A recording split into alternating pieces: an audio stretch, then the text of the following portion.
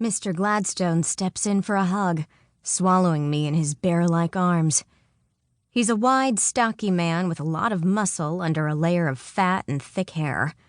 He has the body of a former college football player who turned in his cleats for slippers.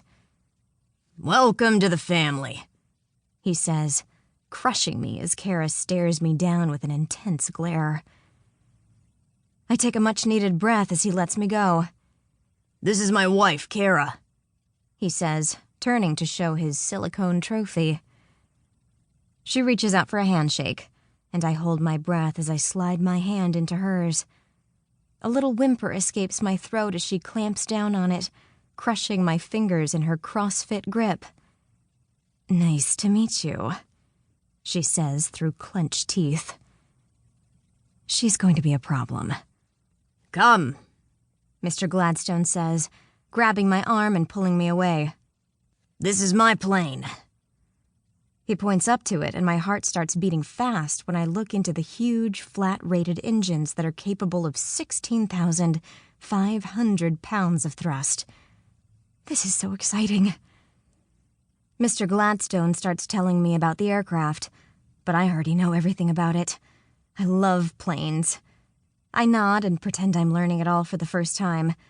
He's enthusiastic and full of life when he talks, moving his hands animatedly as he nods his head and smiles. He's a handsome man, in his mid-50s with wisps of gray on the sides of his dark hair. He has a nice smile and fierce brown eyes that command your attention, which I'm sure is one of the reasons why he has a 10-figure bank account. "Where are we going today?" I ask when he's done showing me around the plane. Kara disappeared into it a few minutes ago. "The Cayman Islands," he says, rubbing the salt and pepper stubble on his thick jaw. "I have a meeting with Prince Khalib of Pretoria, trying to sell him a fleet of yachts. Word on the street is he's looking to buy 60, one for each of the girls in his harem." I shake my head in disbelief. I've stepped into a new world, the world of billionaires and unlimited money. Much different from my world of late rent and double coupon days. I better get used to it. In my world, we buy generic brand aluminum paper and stock up on our favorite gum when it goes on sale for 11 cents off. Yachts and private jets are not things that are normally in my broke little universe.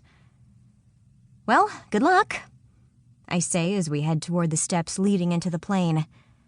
"I hope you make the sale." "I don't need luck," he says, puffing out his wide chest. "I made my first million while I was in high school, and my first billion when I was 34. If there's one thing I'm good at, it's selling." His enthusiasm is contagious, and I can't help but smile. I knew this job would be great. Following around a billionaire to exotic locations with the best of everything, 5-star hotels and restaurants, limousines and yachts. I can't wait to see all of the sights. I've never been anywhere, and Marvin Gladstone is known to travel to the best spots in the Caribbean, Europe, and Asia, and I get to go with him. My eyes dart to my watch. We're scheduled to leave at 9:46, and I would like to make sure that the galley and cabin are ready for the flight. "Should we head inside?" Mr. Gladstone nods. "Let's go make some money."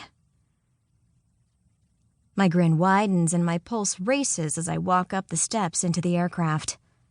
Adrenaline pumps through my body with every step that I take. This is my dream job. Well, actually, my dream job would be the one behind the controls in the cockpit, but this is good too. Mr. Gladstone disappears into the fuselage as I step inside with wide eyes. Talk about luxury. The hardwood floors alone are probably worth more than my condo. I glance down into the cabin, and Kara is sitting cross-legged on one of the large leather seats that look like lazy boys, flipping the magazine on her lap with an annoyed look on her face. Her eyes dart up to mine, and I turn around quickly before she can scowl at me. My heart thumps as I stare open-mouthed at the cockpit. There are so many lights and buttons. This is what a gambler must feel like when they walk into a casino, or a little kid staring at his unopened presents on Christmas morning. I want to touch everything. I want to slide into the leather captain's seat.